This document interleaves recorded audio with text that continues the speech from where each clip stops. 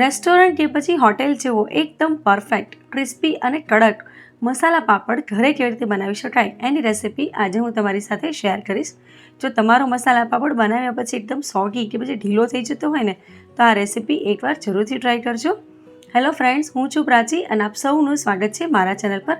તો એકદમ ક્રિસ્પી અને કડક કેવી રીતે બને ને એની બધી જ ટિપ્સ અને ટ્રિક્સ મેં તમારી સાથે આ વિડીયોમાં શેર કરેલી છે. તો મસાલા પાપડ બનાવવા માટે આપણે સૌથી પહેલાં પાપડને શેકી લેશું. એની માટે મેં અહીંયા રોટલીનો તવો લીધો છે. તમે નોનસ્ટિક તવો પણ લઈ શકો છો. એના પર થોડું તેલ મેં થોડું સ્પ્રેડ કરી દીધું અને પછી અડદનું પાપડ એને આ રીતે મૂકી અને પછી કપડાની મદદથી એને આપણે આ રીતે પ્રેસ કરતા જશું ધીરે ધીરે અને ફેરવી અને એને આપણે શેકતા જશું. અહીંયા તમારે ગેસની ફ્લેમ લો રાખવાની છે અને પાપડ આપણે શેકવા મૂકીએ ને એની પહેલાં આપણો જે તવો છે ને એટલે કે આ લોઢી એ સારી એવી ગરમ હોવી જોઈએ. તો તમારો પાપડ જે છે ને એ ફટાફટ શેકાઈ જશે. અને આપણે તેલ થોડું અમથું સ્પ્રેડ કરી દીધું. એના લીધે શું થશે કે પાપડ જે છે ને એ લાંબા સમય સુધી ક્રિસ્પી રહેશે. આપણે શું કરતા હોઈએ છીએ કે પાપડ છે ને એ ડાયરેક્ટ આપણે ફ્લેમ પર જ શેકી લેતા હોઈએ છીએ. તો એકદમ સરસ ગોળ પણ ના થાય એટલે કે શેપમાં પણ પરફેક્ટ ના આવે અને એ વધારે લાંબો સમય સુધી એ પાપડ જે છે ને એ ક્રિસ્પી નહીં રહે. જો તમે આ રીતે શેકશો ને તો એકદમ હોટેલની જેમ એ લગભગ 5 થી 10 મિનિટ સુધી પાપડ જે છે એકદમ ક્રિસ્પી અને કડક રહેશે. તો આપણો આ પાપડ તૈયાર છે. હવે આપણે આનું એસેમ્બલિંગ કરી લઈએ. એસેમ્બલિંગ માટે સૌથી પહેલાં આપણે એનો મસાલો બનાવી લઈશું. એની માટે એક બોલમાં મેં અડધી ચમચી જેટલું મીઠું લીધું છે.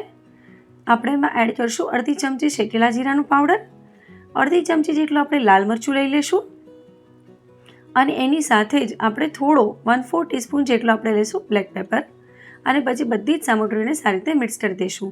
આ રીતે જો મસાલો મિક્સ કરીને નાખશો ને તો એ મસાલો બધી જગ્યાએ સરસ રીતે સ્પ્રેડ થઈ જશે. જો તમે મીઠું ઉપરથી છાંટો અને પછી લાલ મરચું છાંટો તો કોઈ જગ્યાએ રહે કોઈ ના રહે.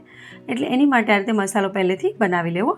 હવે આપણે પ્લેટ પર પાપડ લઈ લીધો છે અને એની સાથે જ બાજુમાં તમે જોઈ શકો છો ડુંગળી, ટમેટાં અને કાકડી બારીક સમારી લીધેલી છે. તો આપણે એક પછી એક આ બધા જ શાકભાજીઓ આની ઉપર આ રીતે સ્પ્રેડ કરી દઈશું. આમાં જે શાકભાજી છે ને એ એકદમ બારીક સમારીને લેવા. અને ખાસ બીજી એક ટિપ્સ, આમાં પાપડ વધારે સમય સુધી ક્રિસ્પી રહે એની માટે ટમેટાં અને કાકડીમાં જે પાણીવાળો ભાગ હોય ને એ કાઢી લેવાનો પછી જ એને સમારવા. તો એમાં પાણી ઓછું જશે એટલે એ વધારે લાંબા સમય સુધી ક્રિસ્પી અને કડક રહી શકશે. તો કાકડી પણ બધી જગ્યાએ સરસ રીતે આપણે સ્પ્રેડ કરી દઈશું. આપણે જે પાપડ બનાવીએ ને એમાં વેજીટેબલ્સ સારા એવા તમારે ચોપ કરી અને નાખી દેવાના. તો એ દેખાવમાં પણ સરસ લાગશે અને ટેસ્ટમાં પણ બહુ સરસ લાગશે. પછી આપણે બારીક સમારેલા થોડા લીલા ધાણા ઉમેરી દઈએ એમાં આ રીતે. અને પછી આપણે જે મસાલો બનાવ્યો હતો ને એ મસાલો આના પર છાંટી દઈશું. તો બસ આવી રીતે થોડો મસાલો તમે એની પર આ રીતે સ્પ્રિંકલ કરી દેશો એટલે આપણો એકદમ સરસ મજાનો હોટેલ જેવો મસાલા પાપડ બની અને તૈયાર થઈ જશે. તો તમે આ મસાલા પાપડ ઘરે ક્યારે ટ્રાય કરો છો મને કમેન્ટ સેક્શનમાં જરૂરથી જણાવજો. સાથે જો તમને મારી આજની આ વિડીયો યુઝફુલ લાગી હોય તો પ્લીઝ વિડીયોને લાઇક કરજો, શેર કરજો. ચેનલ પર જો નવા હો તો ચેનલને સબસ્ક્રાઈબ કરજો.